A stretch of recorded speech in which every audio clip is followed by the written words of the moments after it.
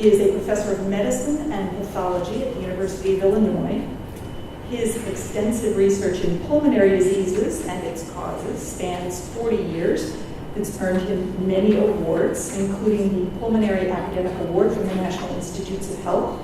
He has spoken at the United Nations. He's held audience with royalty due to his expertise in pulmonary care. He's also spearheaded programs tackling lung health issues in a variety of organizations, including the International Union Against Tuberculosis and Lung Disease, American Lung Association, etc. And again, he's going to help us to address this very tricky issue of e-cigarettes. So, thank you for the kind introduction. As you see, I'm a professor at the University of Illinois in Chicago. And you always start your lectures off, it's almost a rule now, you say you have no conflict. But in electronic cigarettes, that's not possible, because everyone comes at it with a different state of mind. Now, I'm a physician. I care for patients who've had problems with smoking. I mean, lung cancer kills them. So I have one perspective. You have people who are maybe paid actually by the electronic cigarette company or have very strong beliefs. Maybe many or some of you have strong beliefs already. So one of the things when we say no conflict of interest, be careful about that, and that's kind of a way to start this. But almost everybody does, including me, and you'll detect it, I think. And I have to say that all of the photographs are mine that I took, but the images of advertising are at this tobacco.stanford.edu Tobacco Main Index, which is an outstanding index. I'll show you a number of their images. If you Google tobacco Stanford, I think, or tobacco images Stanford, you'll find it. Okay, and the other one is I'm representing the Forum of International Respiratory Societies. This is a group of, these are the international organizations that have put together a policy statement that all of the tobacco committees of each one of these respiratory organizations came up with and all agreed upon. We presented this at a meeting of the United Nations Health and Non-Communicable Diseases in July of last year, and our statement, which I think is in your handbook, or was handed out, was essentially the World Health Statement, which came out in September, was very similar. We gave this to them before they did theirs. Okay, and this is what I've got at. Okay, so now this talk is it's to be tailored to you. So I would be quite happy if you interrupt me or go. We have a time limit, and there's actually a number of slides, but if you know this material, we can go through it very quickly. If you want me to spend a little more time at it, I don't quite know. I think you have a variation in your level of knowledge about these, so that's what we're intended to. So first, a few words about history. Electronic cigarettes are also called electronic delivery systems. In the 1960s, when tobacco was considered, was considered harmful back in the 50s actually, but in the 60s, tobacco companies realized they could adjust the pH of the tobacco leaf and adjust how much nicotine it delivers. And they knew, of course, that nicotine is the addicting substance. So you can adjust the nicotine in cigarettes, and that was sort of the first role of playing with the nicotine. And then in 1971, two Swedish scientists or investigators were commissioned by the Royal Navy, I believe, to see if they could develop something so that the sailors who worked on submarines who were addicted to nicotine through smoking could be helped. And they came up with a gum formula that has been developed through the years and is now actually the gum called Nicorette, which you may have, and that's the brand name. That was the first nicotine replacement device. And then electronic cigarettes or electronic nicotine delivery systems were really invented in China, and the pharmacist that gets credit for it is Han Lick, who developed the current system. And then, of course, that was in 2003. By 2006 and 2007, it had spread through Europe and the United States and throughout the world now. An electronic cigarette or an electronic nicotine delivery system is made up of a chamber where you can put, you have a heated coil. I'm sorry, this is the chamber where, this is the battery. You have a controller here, an LED, a light so that it looks like a cigarette, it glows. And then you put nicotine or this material in here, which is usually nicotine, propylene glycol, and a flavor.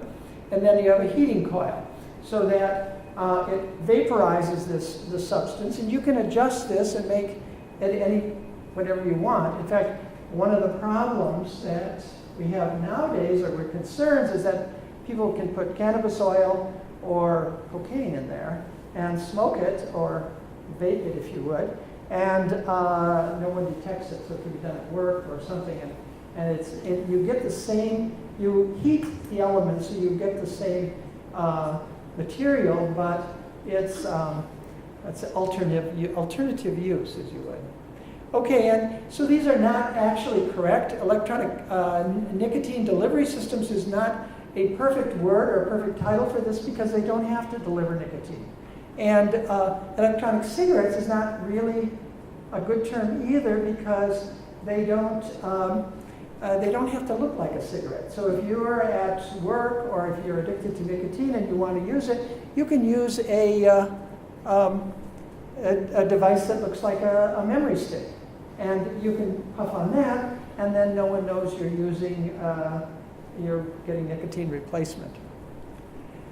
And this you may know, and I'll kind of go through this quickly but the awareness has increased exponentially. So these were, as I said, just really came into the West in 2007, 2008. In 2009, about 16% of the public was aware of electronic cigarettes. By 2010, it was 32%. This is the United States.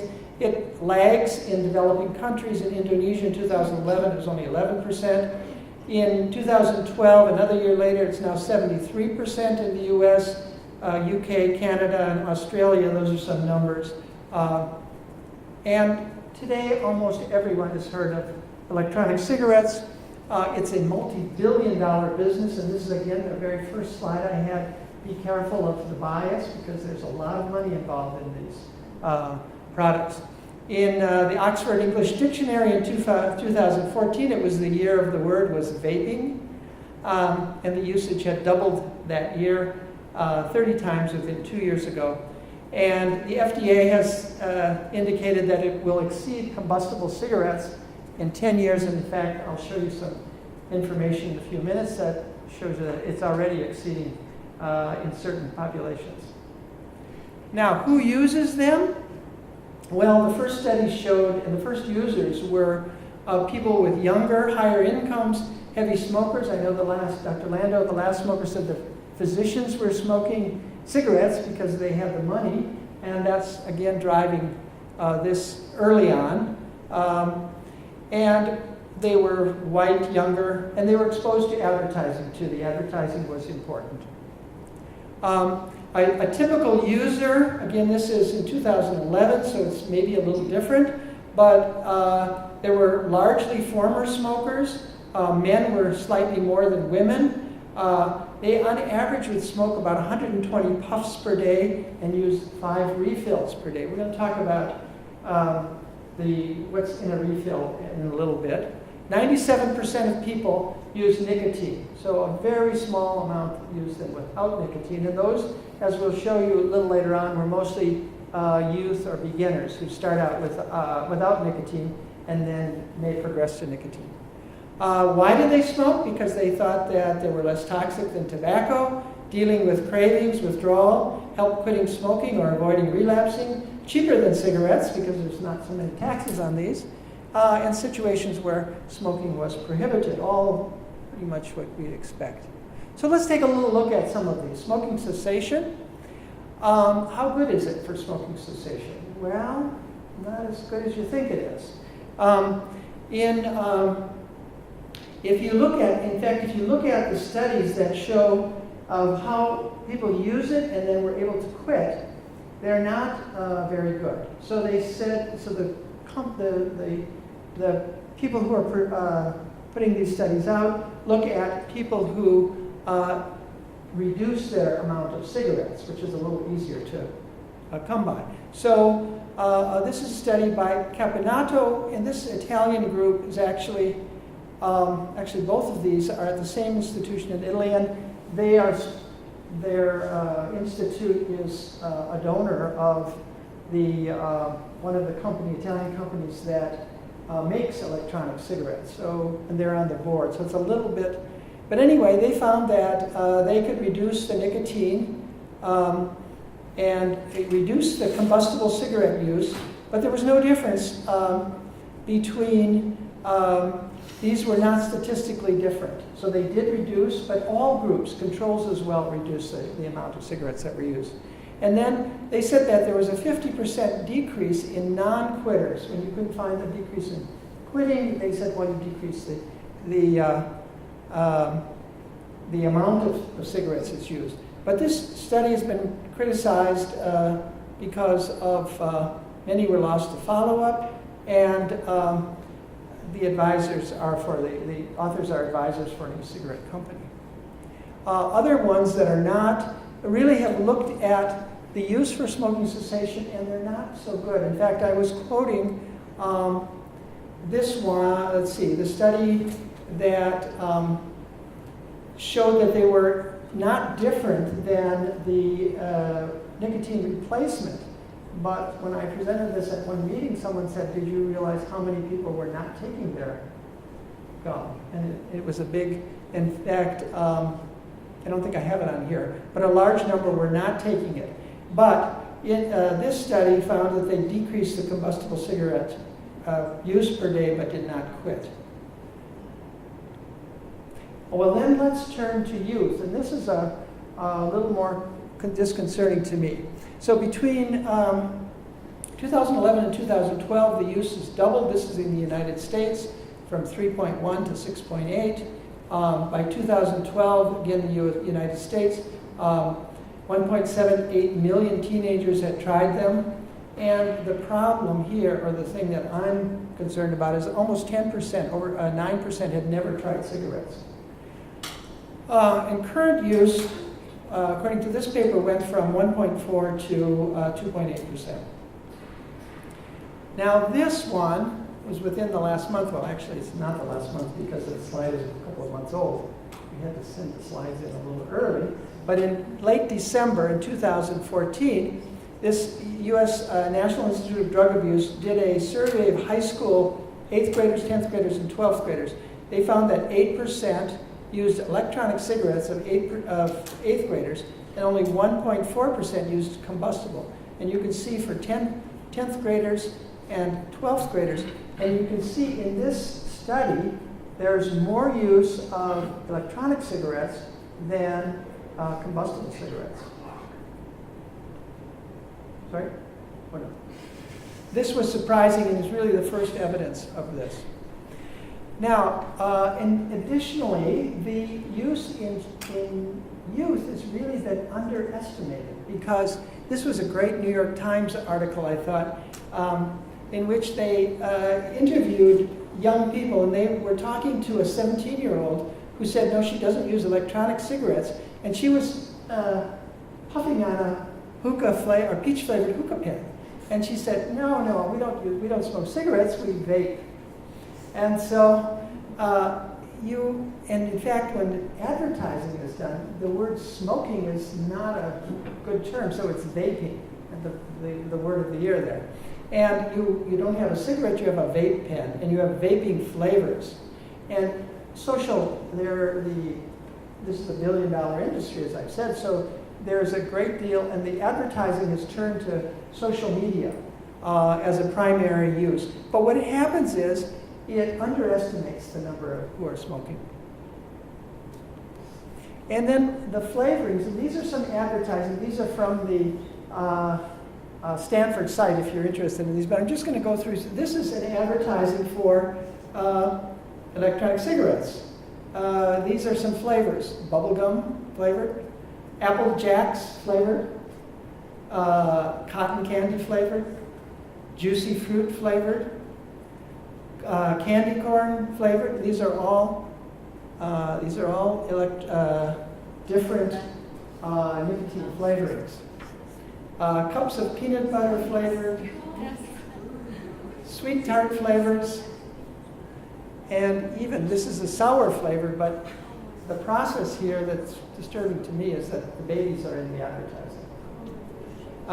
And these are just a few that I picked out of many that are used online and in advertising. This one was you can do electronic cigarettes without nicotine. So this one is the licorice flavor, and you can see that you can start out with none, and then you can move up to 6, 11, so forth, 24 milligrams per refill. And one of the things that I mess with are these training sets. I mean, so you start out and then go with more. Now, let's take a look at the controversy about this. So there are people who are, and you will hear scientists and people who are interested in this area who are very positive on these and say, why are you guys giving us a hard time? These things are good. They say that electronic cigarettes do not produce any tar, and therefore they're safer. And they say that tar causes emphysema, bronchitis, and cancer. Therefore, we are saying, in fact, when we published our paper on the, we had a very nasty, you can look online at the people who were being very almost opposed to our statements and saying some things like this, including, you're killing millions of people by not allowing electronic cigarettes. But let's take a look at that premise, those premises a little bit more. Okay, so here's the premise, and here's some problems with it. 1, the comparator is tobacco. 2, it assumes that there's well-manufactured, regulated product. 3, it ignores nicotine's harmful effects. 4, it assumes the harms are known. And 5, it does not account for population effects. I want to touch a little bit on each of these. So first of all, the comparator is tobacco. Well, anything compared to tobacco is going to look pretty good. I mean, when you say, oh, it's not as harmful as tobacco, well, you know, riding a motorcycle with no helmet and going 100 miles an hour is probably safer than tobacco. And it is, the nicotine is derived from tobacco. Tobacco companies are major players, and they say, well, this is a way for harm reduction, but I say, well, who is causing the harm? And in the days gone by, and you're a little bit more youthful than I am, but I remember when, well, I don't know if I can remember, tobacco was unregulated, but it started out an unregulated product. The nicotine delivery devices are unregulated, widely available to all ages. There's a very sophisticated advertising that targets youth. They also target influential individuals. Like they can get a professor or somebody to say that this is a good product. They're very, you've got a friend for life. And they're safer and healthier than cigarettes. Well, tobacco kills, what, 6 million people a year? You'll know these numbers here if you've been at this meeting. It kills maybe up to half of its users, 500 billion in electronic damage. This is coming from the World Health Organization fact sheet. And in fact, a pretty good comparator if I want to talk about something safety. Now, the other thing is, let's talk a little more about what's known in these tobaccos, so that in, the Surgeon General's a report came out, this is the US Surgeon General, about 50 years ago last year, and it said that tobacco was harmful. Well, cigarettes have been used for 80 or they were invented around the turn of the century, 19th century to the 20th century. And so they came out and said that filter cigarettes are healthier. So you should, and I remember this as a little kid, but this is in the 50s when filter cigarettes came out. And what are these people doing? They're blowing into things and selling that the less colored tar comes out with the filtered cigarettes. And this is the exclusive micronite filter of Kent, which it was heavily advertised. Well, the secret ingredient was crystallite asbestos, which at that time was really not known, but is an extremely toxic carcinogen. But the point here is that we didn't know that, and so it's part of what we don't know. In the 60s, by 1960, filter cigarettes dominated the market, and they then came out with light cigarettes, and I don't know if you remember these or not, but these were more healthy. They were really mild, and they reduced carcinogens. These are advertisements, again, from that website, and yet these have never been shown to reduce tobacco deaths or disease. Second is it assumes that the electronic cigarettes are well manufactured and regulated products. Well, that's not true. There are hundreds of mom and pop makers of electronic cigarettes, and they may have different batches may have different amounts of nicotine in it. There's no drug or tobacco controls, no restriction, not all places, but in many places, on sales to minors, no control of advertising promotion, no regulation to state the ingredients or the dose of nicotine, and those, when they've been examined, they had a different amount of nicotine. There's no regulation to tell what the ingredients are, as any product is. I mean, you can't buy a tube of toothpaste without knowing what the ingredients are. There's no tax and therefore cheaper, not in all places, but many places. And then you can buy nicotine and flavorings and you can make it yourself. Now when these are done, they're done under a hood with gloves because nicotine is a toxic product. So you can imagine this, somebody doing this themselves, and there's no child-proof containers. It ignores the harmful effects of nicotine. So nicotine is really one of the most addictive chemicals known, just as addictive as cocaine or heroin. A lethal dose in humans is about 1 milligram per kilogram or less than 1 milligram per kilogram. And in children, it might be as little as 1/10 of a milligram to 2/10 of a milligram per kilogram body weight. Now, when you think of a refill, that may be up to 24 milligrams of nicotine. One of these refills that is bubblegum flavored could be ingested and kill a child. In fact, I'll talk to you, this is this part of the slide. The poison control centers in the United States are monitored by the CDC. And in September of 2010, they got about 1 call per month. This is in the whole country. In February of 2014, they were averaging about 215 calls per month of nicotine overdose or nicotine toxicity. 51% of those were children under the age of 5. And this is the breakdown. 16% by inhaling the product, eye contact, skin contact, and ingestions. And there are deaths in this group. Now, if you take a look at nicotine, it's really a very interesting but very complicated molecule. And it both sensitizes and desensitizes receptors, and it acts in an unpredictable manner. So for example, on the heart, it excites the sympathetic ganglion and paralyzes the parasympathetic ganglion, which causes an increase in heart rate. But at a different dose, it can do the opposite, so decrease the heart rate. It affects these carotid and aortic bodies, which have an effect on heart rate. It affects blood pressure, which affects heart rate both when it goes up and goes down. And it releases adrenaline, which causes changes in heart rate and blood pressure. And these are complicated. And so a smoker who adjusts the cigarette smoking does it by nicotine, and so they can take deep puffs or not so deep smoke or not smoke based on how their withdrawal symptoms are or their toxic symptoms.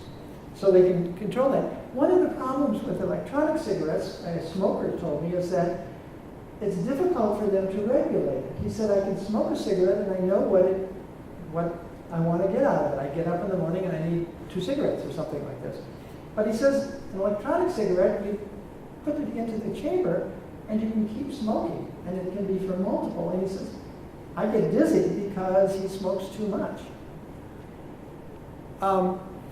In neural tissue, and I don't think we need to go into all of this, but it is just a variety of activity here. It stimulates the central nervous system.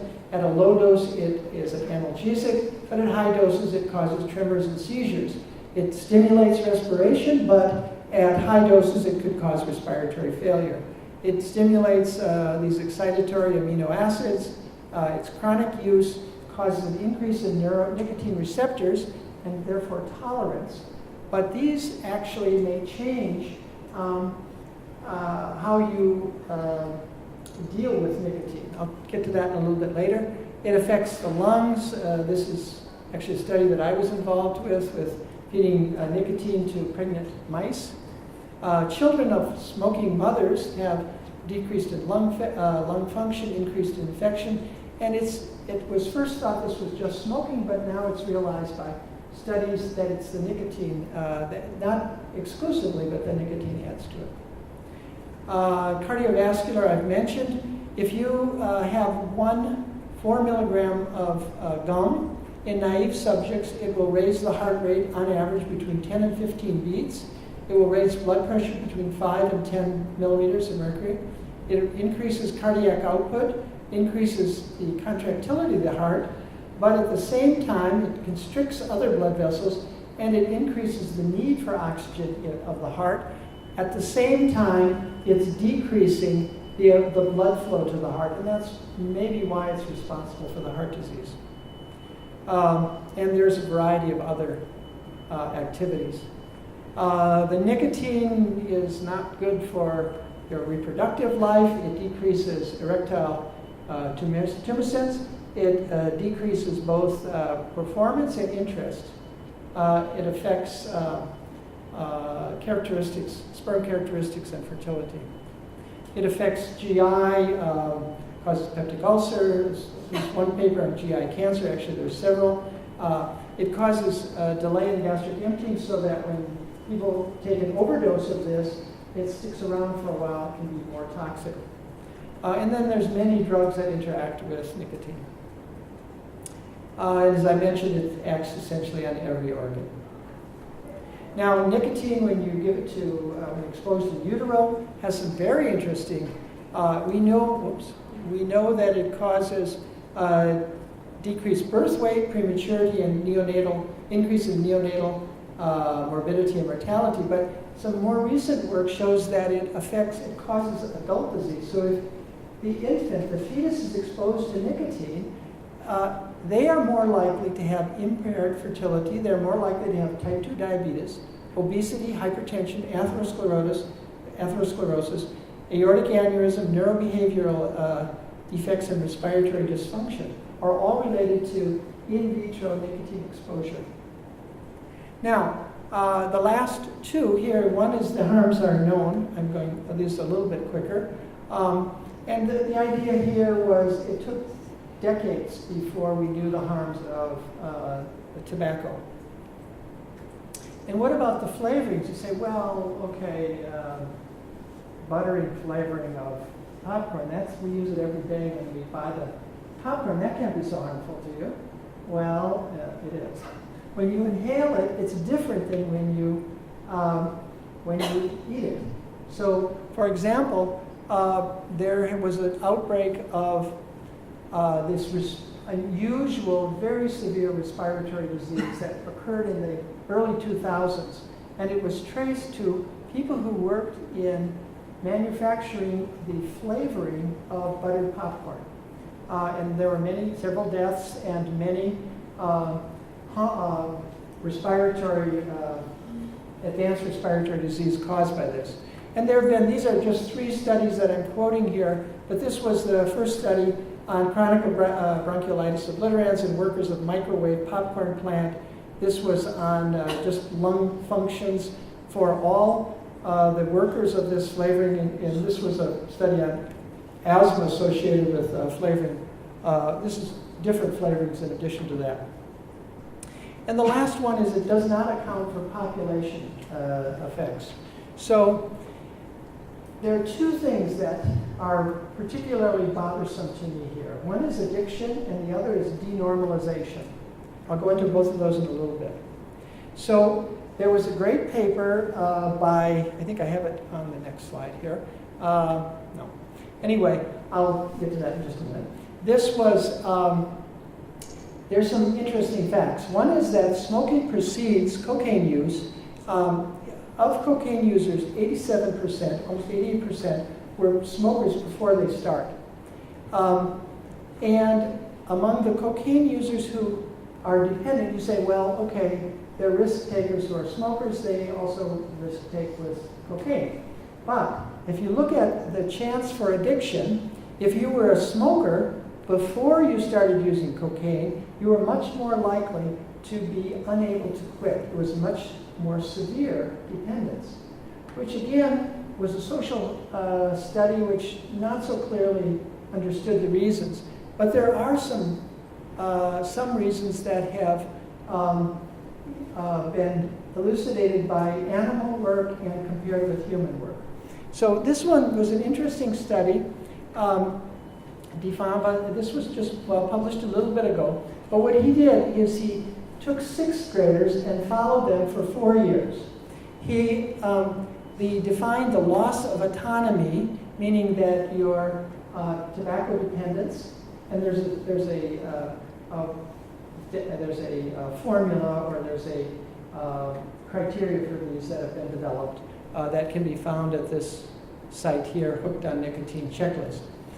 He found that it's really interesting. He found that they were about the most susceptible 10% of these 6th graders would lose autonomy within 2 days of smoking.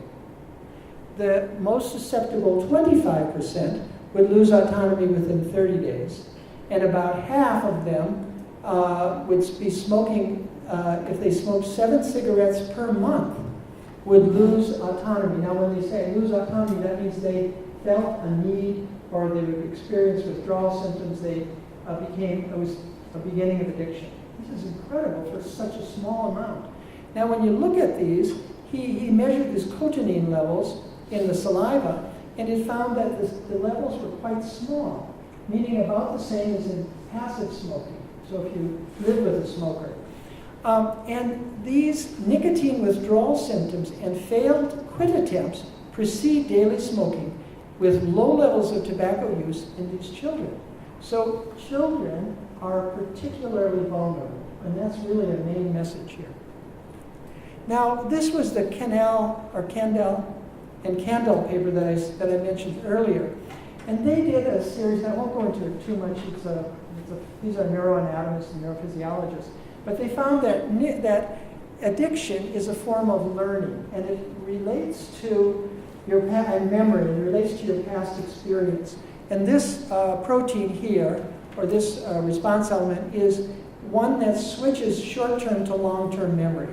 And it promotes transcription, the gene activations of these genes, which are in the brain, sets this off.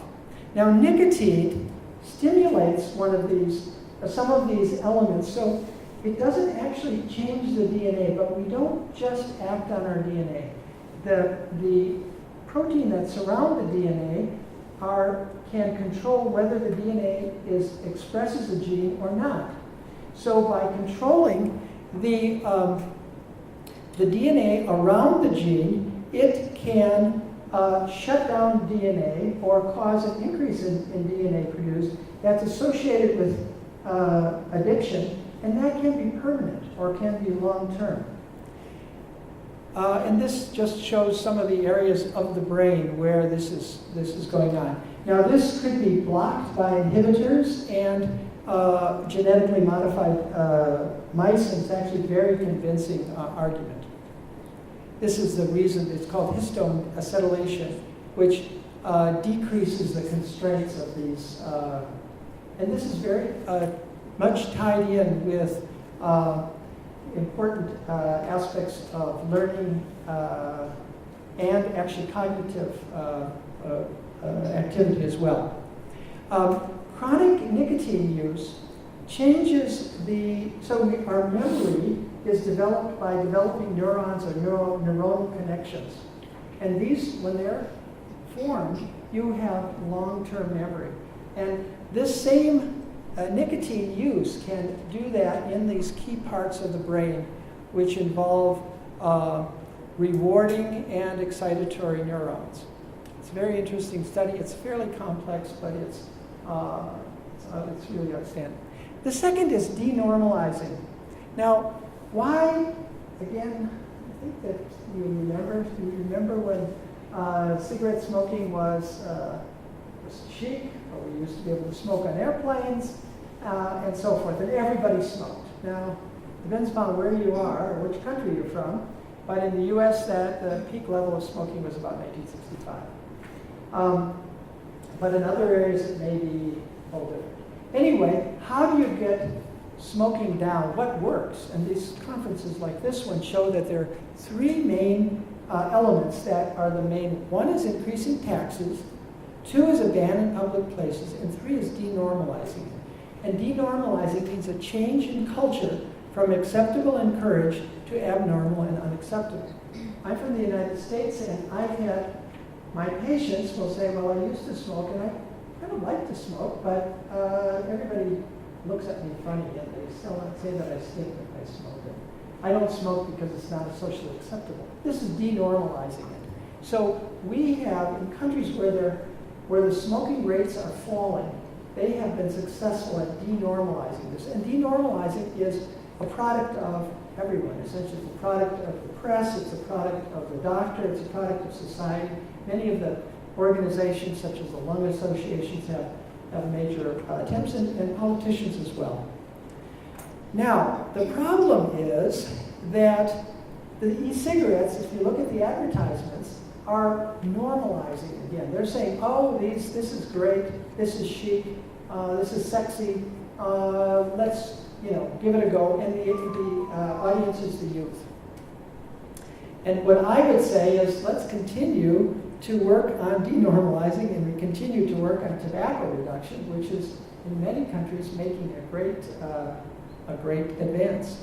These are some advertising here from different cigarettes. You can see welcome back for smokers who have not. Sexy woman, this is another one. These are just examples.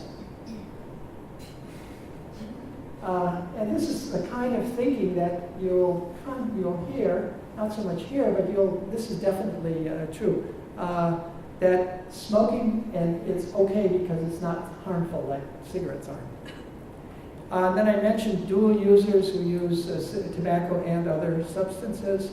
So in summary, we'd like to say that electronic cigarettes, nicotine delivery devices are popular, heavily used, and cleverly advertised. They may reduce combustible cigarette use in established smokers, but their benefit for smoking cessation is modest at best. They are poorly regulated, the safety risks are unknown. The main concerns are increasing nicotine use. Those are the youth that have never smoked combustible cigarettes but grow up on these, and then, well, let's try combustible after a while. Or just stay on nicotine. And addiction and renormalizing the tobacco. Thank you.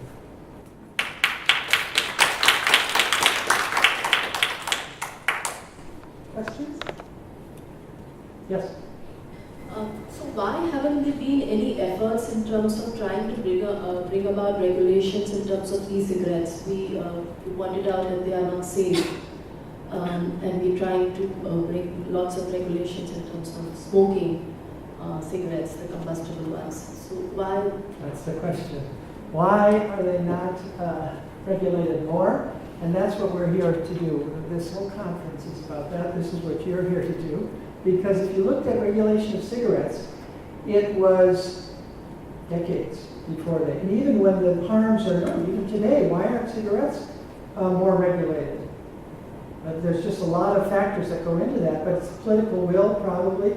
The other is that people feel they're not so harmful and so forth. Right, that's what, sir. Maybe is it the lack of evidence compared to cigarettes? Is it the lack of evidence? Is it the lack of evidence? Yes, in some ways, but you can approach that two ways. You can say, jumping out of airplanes without a parachute, there's no evidence that harms you, therefore we can go ahead and do it. Or you can say, there's a lot of evidence that it could be harmful, we don't quite know yet, and therefore we should be cautious. Now, if we had thought that way about cigarettes, if we turned the clock back 100 years, and we'd say, and we had this discussion about cigarettes, and came up with the fact that we don't know, and therefore we shouldn't go forward until we do know, we would be a lot better off. That's my point. But effectively, if it's a drug, why aren't we doing clinical trials to find evidence in controlled settings? Some of them are going on. Okay.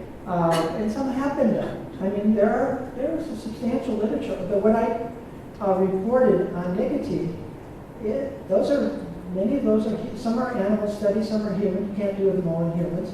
But there is a very substantial evidence of the harms of nicotine. The harms of the propylene glycol are not known very well. That's what makes the smoke. The harms of flavorings are almost unstudied, and those are key things that we'd like to see studied more. Are you making a case for regulation, or are you making a case for ban? Well, as a scientist, as a physician, I think that they should not be allowed. I mean, I would go for ban. And that would be my first premise.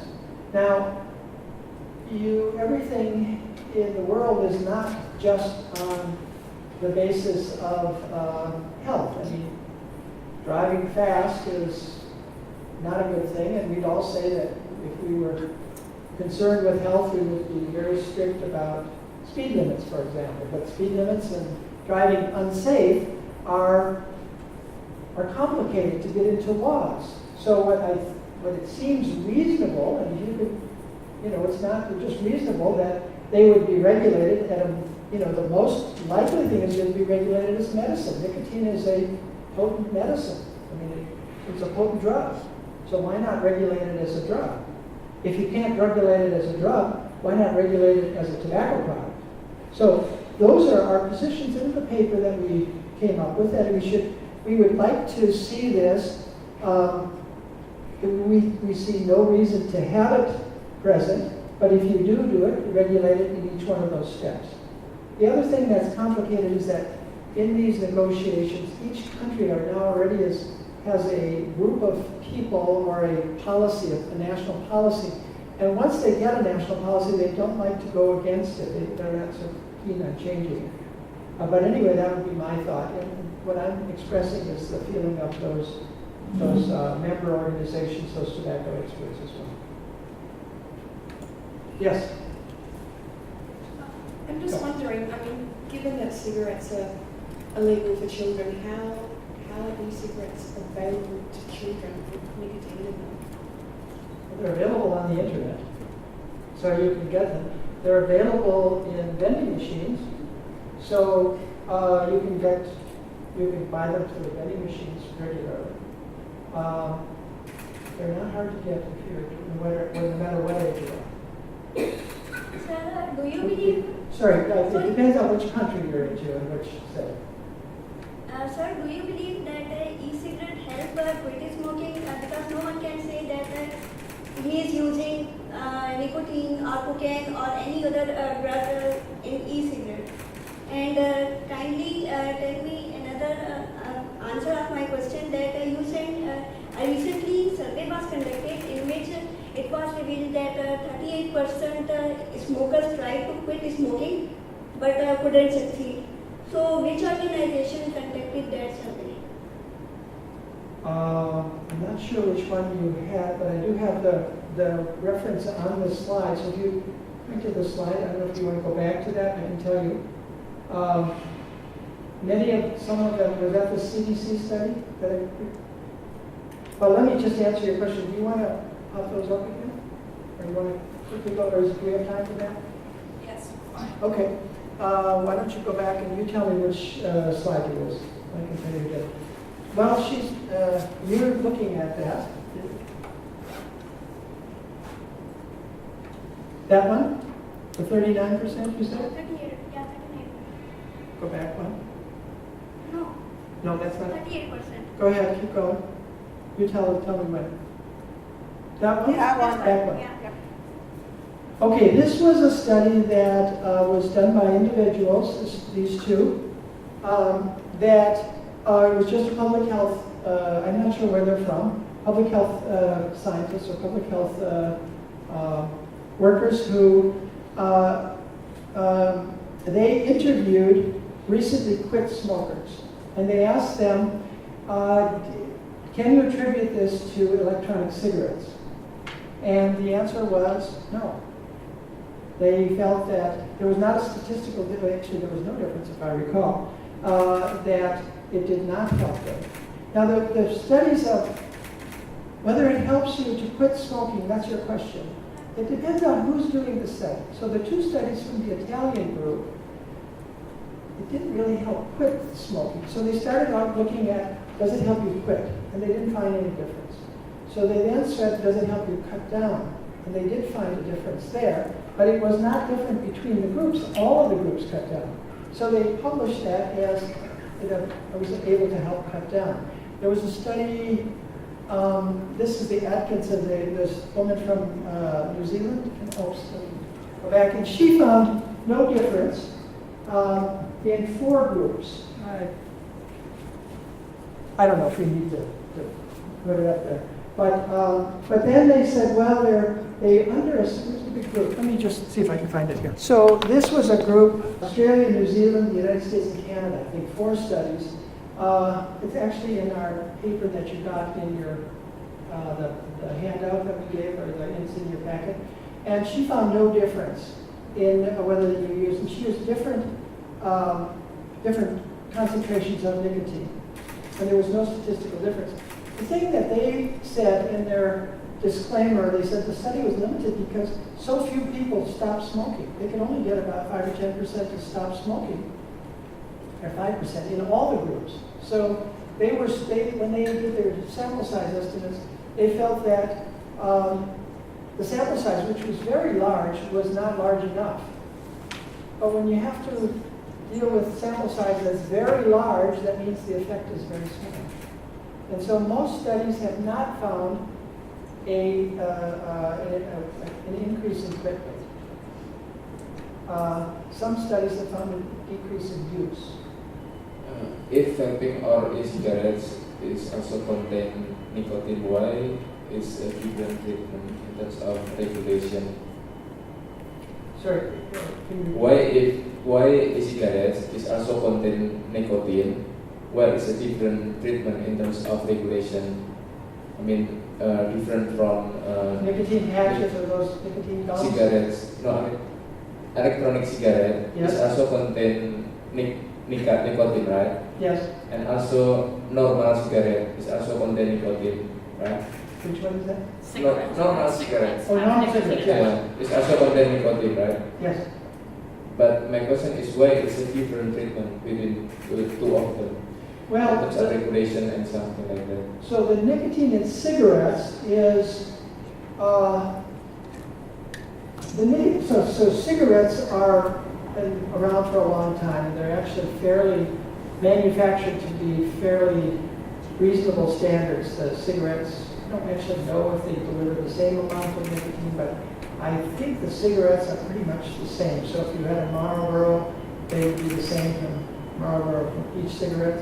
Now, individuals can vary the nicotine by how deep they puff and so forth, and you can change brands, and the nicotine changes in the brands. But the problem with the electronic cigarettes is they're not well standardized. Now, there was in the U.S. The Federal Drug FDA, the Federal Drug Administration, had hearings on this. They had one hearing, which was in December, and they've got 2 more hearings coming up. And the first hearing was on the manufacturing projects.